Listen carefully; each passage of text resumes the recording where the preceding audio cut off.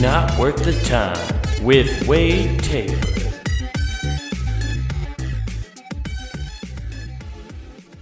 What's going on, everybody? Welcome back to Not Worth the Time. It's your boy Wade Taylor here to bring you the laughs, hopefully, for the last time of 2020. Woo-wee! Everybody's fucking super excited, it feels like. I love how everybody thinks just because the year changes, everything, like, it instantly means change happens. If you want to make the world a better place, guys, you got to look in the mirror and make the change, okay? I don't know who said that. Somebody said that, and it meant a lot to a lot of people. I know it definitely made everybody feel a lot better about, their control in the world. So yeah, you got to make the change that way. It's not just the world's gonna go back to the way it needs to be. But that's okay. We're here to bring the laughs. We can laugh our way through this if we want. You know what I mean? Yeah. I don't have a lot going on in my life. How was Christmas? Christmas was good. I think everybody had a fantastic Christmas or a good Hanukkah or Yom Kippur. No, that's another Jewish holiday. That's not around this time. I don't remember what other holidays are happening during this time of year. There's a lot of them, But I think it was a good Christmas. Hung out with the family. I made a brisket. I shouldn't say I made a brisket. It was like a pre-cooked brisket that you could that I put in the oven with some beef broth and just heat it up that way. It went well. That's all I'm going to say. Okay? I'm going to take some credit for the first time making a brisket of any kind. And I'm just going to say, nailed it. Fucking nailed it. You know how nice it was to just have a nice, moist piece of meat in my mouth? That's right. Just a nice, fucking thick piece of moist meat in my mouth, dude. You can't beat that moist meat in my mouth, And just stuff some mashed potatoes on top of that meat. It's awesome. Can't beat it. Meme that one for you guys, right? Yep. But I had a great time. Got some cool stuff. Got to give some cool gifts. Hung out with my niece. Beat her in every card game. It's so fun, for the most part of your young kids' lives. You can just destroy them in any game. You're just so far ahead of them, and you got to let them win occasionally. But for the most part, you just get to dominate. You just get to have the craziest record of all time against somebody. It's undefeated, And my niece is finally getting to that age, which is cool. When they're really little, you gotta let them win here and there. Otherwise, they don't want to play anymore, right? You have to give that give and take. But now she's 10, so it's awesome because she's at the age range where if we're playing card games mentally and stuff, she's just got to figure it out. So you can just keep beating her. But she's also one of those people. She's related to us, man, which means that she wants to win so bad she'll just keep playing. Just let's play another game. It's I don't want to. We're playing another game because I got to win. We don't quit until I win, and that's a good attitude. I like it. It's a winner attitude. You just keep going until it gets pushed into your favor. So that was good. But it's time to focus on the things that we're looking forward to. Setting goals are important. I don't think enough people set goals. I think we all just live in this perpetual limbo where we sit and we think this is good and we don't try to advance. At least that's how I feel about myself sometimes. Even though I do set goals, I feel like I'm setting goals that are too simple, if that makes sense. So I just got to be better about setting goals. I try, bumped the camera there. I try most of the time to set goals around things I really care about, like comedy, family, money, just making sure you get yourself in comfortable situations, but also can do those key steps in building on things I've done. So it's going to be an interesting year to try to come up with goals for 2021. When I hit some pretty big milestones, but also dropped on some of the ones I was hoping I could get to more. But that's how it goes sometimes, and you just got to adjust and reamp. But I don't have a lot to talk about me personally today, so I figured we're going to get right into some articles that are going to really help, I think, push us into the new millennium. It's not a new millennium, new decade. Technically, this is the start of a new decade, right? Yeah. Wow, we're in a new decade. Word up. The 10s were something to behold, weren't they? Anyway, I got some things here, and I think they can help you really understand some things going into 2021, some perspective, some possible help. First, just one thing like I want to get better at, right? For sure. One thing that I'm trying to do is become a better person when it comes to dating, being a person that people want to be around when they date you, right? That's kind of important. And sometimes I think you should definitely take steps in your own measure to make yourself better. I decided to go against that. Instead, guys, I'm just going to move to Japan. That's right. And you can follow me with this one, guys. This is a foolproof way to make sure you don't have to change and you get set up with the person that is the best match for you. And that's because to boost the birth rate in Japan, their government has considered AI match spouses. That's right, guys. We got computers setting us up on blind dates. Yeah, your computer, your big old gaming rig that you built, you got all this money during this Christmas holiday season. You decided to buy yourself a new upgraded computer, so you did that. That thing is so upgradable that you can install AI on it, and it'll set you up on blind dates. That's right. Dude, it's so funny, the idea of like a computer, just a big old IBM box computer sitting down with you at a coffee shop. Like, I have a friend named Amanda who would be perfect for you. You just fucking, I don't know, IBM. Like, you set me up on a blind date seems kind of weird. I mean, I trust you to do my taxes and, calculate some stuff for me, but I don't know. Can you really calculate love? Yes, within a 2% fail ratio. Yeah, your tower taking care of you is the best, guys. But it's not just the computer that's going to set you up on a date. That's what's great. The government's stepping involved. That's right. They're stepping up and getting involved. So that's great because the government's never had any kind of horrible thing when it comes to matchmaking or whatever. They definitely don't have any. They haven't accidentally favored a couple things that they shouldn't have or whatever. You know what's funny is like people do this a lot. I found out recently that like when they meet somebody new or decide to go on dates with them, a lot of people will run your shit as like a background check. Totally understandable. Totally get why. But if you're going to do that, could you imagine doing that for the Japanese government? You just run a background check on them. You're going to find some dark shit.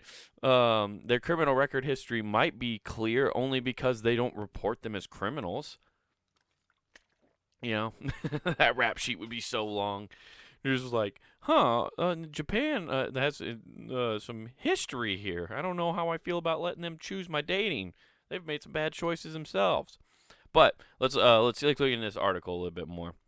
And then maybe we'll do a background check on the Japanese government so we can make sure. Japan's cabinet office is asking for a budget approval for a new dating service driven by artificial intelligence. Okay, finding the perfect mate can feel impossible, especially when in-person interactions have come to a screeching halt due to COVID-19 lockdowns. But if you live in Japan, the government there wants to help you find eternal love, or at least your future spouse using artificial intelligence. So, right there, guys, they're ready to lock in, dude. They are ready. So, in effort to boost Japanese declining birth rate, the government has been trying to help single heterosexual men and women. That's right. Unfortunately, gays, you're not in on this. There will be no government grinder. Dude, there's got to be people out there in Japan, right? There's social justice warriors in Japan just going like ape shit. That sounds like an anime, by the way. Social justice warriors of Japan. That's a good one. Oh. I bet you I could find that somewhere on a shelf. But they got to be a little upset about that. You can't. Only heterosexual people are getting help by the government, getting government aid. You got people getting mad about welfare for dating. How come I have to pay to help them get laid? This is bullshit. I mean, I'm not happy about helping people pay for groceries. You're gonna make me now help them get laid? This is bullshit. I'm already a Christian man, and they get EBT cards where they can buy condoms with it. That's my taxpayer money buying them prophylactics to have premarital sex with. I'm against that. Just somebody so upset about their tax dollars going towards dating sites is hilarious. But yeah, sorry, gays, lesbians, you don't get to find eternal love via the government, who's never messed up anything once. You know, uh, find true love. Getting married uh, starts families. The number of annual marriages in Japan has fallen from 800,000. 800,000 people were getting married annually. That's fucking crazy in 2000. So almost a million people were getting married. Is that? I want to know if that number is 800,000 people, like individually, all got married, or if it's like 800,000 actual marriages, so two people per, you know, or does Japan allow like a Mormon style marriage where people are just getting married to multiple people all the time? We'll have to look into that. In 2000, and then it dropped to 600,000 in 2019. That doesn't seem like too big of a drop. I mean, isn't in a lot of ways too? I'm sure, like you should look at the birth rate more than the marriage rate, right? I mean, the birth rate. If you want to get up the birth in the country, you would care more about that than you would the marriages. I mean, unless they actually want that's why Japan and China make good stuff, is they care about the quality of how they build stuff. So they want to have a family that gives birth to children, and not two people accidentally hooking up and making a baby that neither of them truly wanted. That's good on Japan. They're trying to make sure they build solid nuclear families. They're like, well, we could get the population up real easy. That's super simple. Got an idea? You want to get the birth rate up? Just get rid of sex ed. If you get rid of sex ed, it's just going to happen without us even trying. Okay, according to Sora News 24, that roughly 25 of Japan's 47 prefects currently have some sort of government-ran matchmaking service for singles, where the user plugs in their preferences for the potential mate, including age, income, education level, and the dating service then provides a list of other users who meet their criteria. So they're breaking it down pretty far. They're getting in this. Let's see. Oh, okay. We've kind of gotten this whole thing right. We like Japan really wants to do this, and guys, this is a good move for us because we can just move to Japan. Yeah, dude. We just move to Japan. I think it'll be a better move for me and some of my other friends. We'll just go to Japan and we'll just live there. I think I would thrive in Japan. I think I'd do pretty well. I think I would do okay. I just gotta learn Japanese, but that'll be fine. But currently, Japan's cabinet officials are asking for a budget approved of 2 billion yen, which is 19.05 million in U.S. dollars, for new AI-enabled dating service that would launch in this start of the spring. That's a crazy turnaround. I don't know, when was this article written? That's a good question. December 11th, so earlier this month.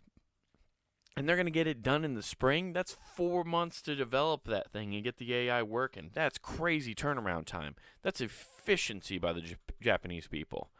Good for them. They're going to, you know what, there's going to be a lot of happy little Japanese babies running around soon.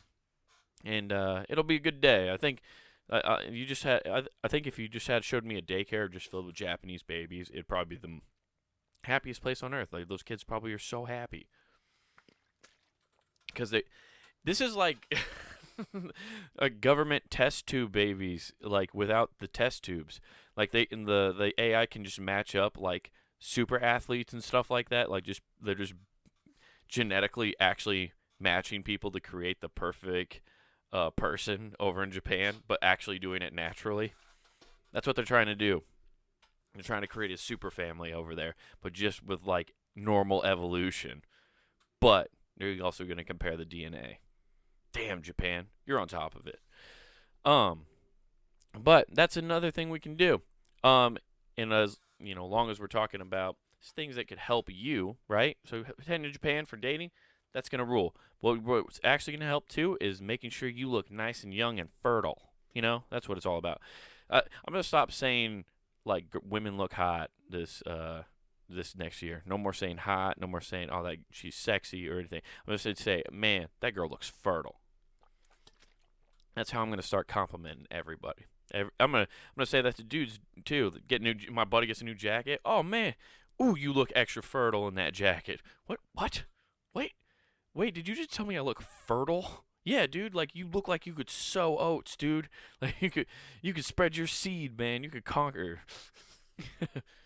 That's weird, Wade. Don't say that. Oh, okay, man. I'm sorry.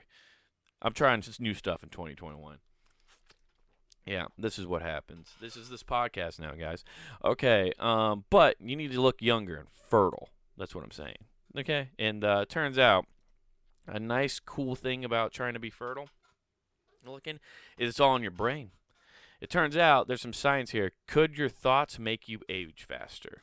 Now, it turns out researchers find that your normal mental pattern could harm your telomeres, essential parts of the cell's DNA, affecting your life and health. Nobel Prize winner scientist Elizabeth Blackburn and the health psychologist Elissa Epps explain. Wow, dude. So, just by your normal thought process every day, if it's like, I'm guessing, this is my hypothesis of what this article might contain. I'm pretty sure they're going to tell you that if your normal thought patterns drive you into negative emotions more often, that messes up the cells in your skin and everything, it sounds like, and causes you to age faster because you are somehow releasing some crazy chemical that's aging you because of negative thoughts or some shit. How can one person bask in the sunshine of good health while others look older before her time? Humans have been asking this question for millennia, and recently it's become clearer and clearer to scientists that the difference between people's rate of aging lies in the complex interactions among genes, social relationships, environmentals, and lifestyles. Even though you are born with a particular set of genes, the way you live can influence how they express themselves. Some lifestyle factors may even turn genes on or shut them off. Whoa, okay, so they're talking. You have switches you can just flick just because of the lifestyle you're living. Interesting. So this. Okay. Well, I'm just glad to know that there's finally a shut-off switches in my brain. Now we just got to find them. Turns out you have to go through the giant maze of your mind to find the shut-off switches for your bad habits. Damn, and my brain's probably buried some of those light switches, making sure I never turn them off. It's like, we can't allow this to be unearthed. There's like a group of teenagers in my head who buried some horrible secret in a forest, and they're like, we can never let his subconscious find this. Oh, that's crazy. Okay, deep within your genetic heart of our cells, the telomere, or repeating segments of non-code DNA that will end at the end of the chromosomes. Wait, okay. Why is that whole sentence capitalized? Is that not like supposed to be the whole point? What is it? I don't know anymore. What is this means? What this means? Aging, a direct process that could possibly be accurate to slow, and in some aspect even reverse. Okay. To extend, if you are surprised in the rest of the scientist community, it has surprised us and the rest of the scientific community that telomeres do not simply carry commands issued by genetic code.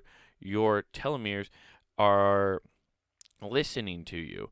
The food you eat, the response to challenges among exercise, the amount of exercise you get, and many other factors appear to influence those, and can prevent premature aging in the cellular age.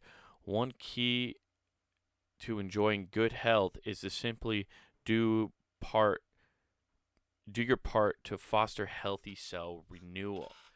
Okay, so by giving your body and stuff, it sounds like the right fuel, the right whatever, when it comes to exercise, it actually will help you possibly stop the aging process in some small way because you're helping your cells renew better cells rather than decrepitating? Yeah, maybe. I don't know. This is wild. Well, this is a long, long article. I think this is one you guys need to check out if you want to get a little bit more, because this lady went in depth, and it's just something I'm not equipped to handle at this moment. They are talking about some cellular level shit that I can never understand. I was not good at biology. I could barely tell you the difference now between a plant cell and a regular cell. I know one's square. That's about it. Biology has left the building. I should probably try to read into that more. But I think one thing we need to learn, we just need fun facts, though, to go into the new year. I think we don't have enough fun facts in our brains anymore to just throw out on people and make them extremely uncomfortable because you said something so random out of nowhere. And these are perfect for that. So I thought I'd finish off this year's last podcast with the 11 spectacular facts about the moon. Now, this really interests me. I figured it would interest you guys. We've talked about the moon several times on this podcast. We talked about how Jerry Seinfeld one day is going to go to the moon. That's going to be a classic. That'll be a great time. Jerry does the moon. So we've talked about the moon several times on this podcast. But I don't think we've ever really looked into like serious things as far as the facts about the moon. So let's check them out. The moon may have formed when a giant object in the solar system hit Earth. Yeah, okay. I think most people know that fact. It's one of the many theories that the moon is just part of the Earth, and like during like Pangea or some shit, something hit that moon and busted it off, and it became our moon. It got caught in the orbit, and there you go. Let's go to the second fact here. The moon is the perfect size for a solar eclipse. Well, I sure as fuck hope so. Like, otherwise we never would have found out about a solar eclipse. You know, we would. Of course, it's the perfect size for that to happen. Otherwise, it wouldn't happen. We wouldn't even know about it. That's not a fact. That's just a statement. That's fucking stupid. All right, way to go, guys. We're already only down. It's supposed to be 11 facts. We only got 10 so far. If the rest of these are actual facts, we got robbed on that one. A full moon has different nicknames in different seasons. Oh, okay. Well, that's cool. Then you guys can find your real birth moon with the animal sign that it represents as well. There's a wolf moon. There's a strawberry moon. 17. Jesus Christ, a strawberry moon. That's, man. Why do people name things? Why was there never actual marketing people back then as well when we were naming stuff for the first time? Done a terrible job with marketing. This is why everybody thinks astrology's a joke, because you named it a strawberry moon. Just because of shit like that is why everyone thinks astrology's stupid. It's the largest moon in the solar system relative to its planet. Okay, so like just in comparison, got it. It's nice to know we got a big moon. You know what I'm saying? We're proportional. The Earth and the Moon are proportional, and every dude knows what they're talking about. They're like, yep, no, it looks good. That's what I want. I want it to be proportional. It doesn't have to be big. That's so fucking stupid. The moon is shaped like a lemon. See, now that I didn't know. I always thought it was round, just a sphere, but it's an oval. See, we're learning here. These are good facts. You can just throw that out. You can just throw that out at a party. Nobody's talking. You don't like any of the people there, so you just want to see how weird you can make yourself in front of them and make them uncomfortable. Just throw out, hey, do you know the moon's shaped like a lemon? They're going to lose their fucking mind because they're like, why would you tell me that? And then they're going to want to get away from you. Scientists thought moon dust would cause lunar landing to sink. Oh, they thought that it was going to just go in like quicksand.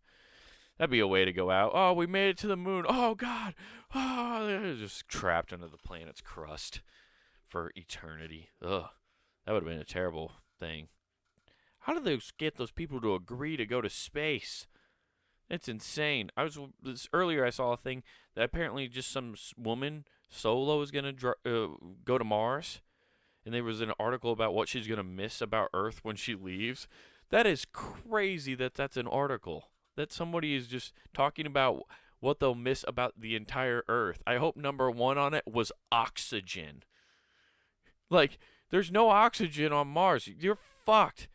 She has to basically, from what I understanding of Mars and what I've seen from movies and read in some books, they're gonna have to build a greenhouse there ASAP. They have to make and like somehow ration their oxygen until then, because otherwise I don't understand how they create oxygen out there. It's I hope that's the one thing she misses about Earth the most. But back to this, the moon is international property. Cool. It's like international waters. So if we kill somebody on the moon, if we fly to the moon and shoot somebody on the moon, nobody can charge us for murder because it's an international crime. They can't get us, dude. Humans have left strange things on the moon. Yeah, because that's what we do. We go places and we litter. Yeah, of course we've left weird shit on the moon. We just go there and we're just like, yeah, there's a Butterfinger wrapper on the fucking moon. I fucking guarantee it. That and a couple cigarette butts. Buzz Aldrin fucking up there smoking. He smoked one Camel Light on the moon just to say he did it. Yeah, sure, when he lit the match, it probably could have set the spaceship up in smoke. But he did. He did it. The dark side of the moon is the result of a synchronous rotation. I don't know what that means. One astronaut was allergic to the moon. Okay, yeah. And that's how Aliens starts. And humans are going back to the moon soon. Yeah, I'm sure we are. That's what they all say. They all say we're going to go back to the moon. Go back to the moon. Am I right, guys? Am I right? Went back to the moon. You know. It's not, we've been there before. We definitely have been to the moon before. It wasn't shot in a studio or nothing. This is the video that'll get me kicked off YouTube just because I was joking about moon theory.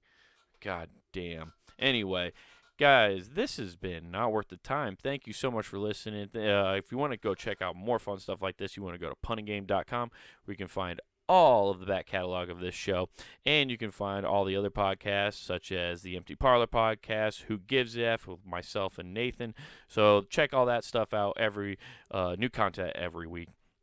Also go to YouTube and search Comic Wade Taylor, where you can find the video version of this podcast, and along with stand-up, guys. Right now I have my half hour out there called Wild Horses. You can find that right on my YouTube channel at Comic Wade Taylor.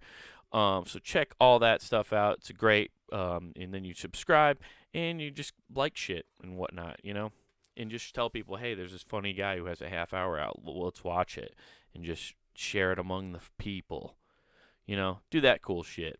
Otherwise, Punning Game Shop, NWT POD, that's NWT Pod for free shipping. If you buy anything from the Punning Game Shop, hoodies, t-shirts, we got all sorts of fun shit there for you guys. Anyway, this has been Not Worth the Time. Thank you for listening. And remember, the Japanese government has got a 98% completion rate.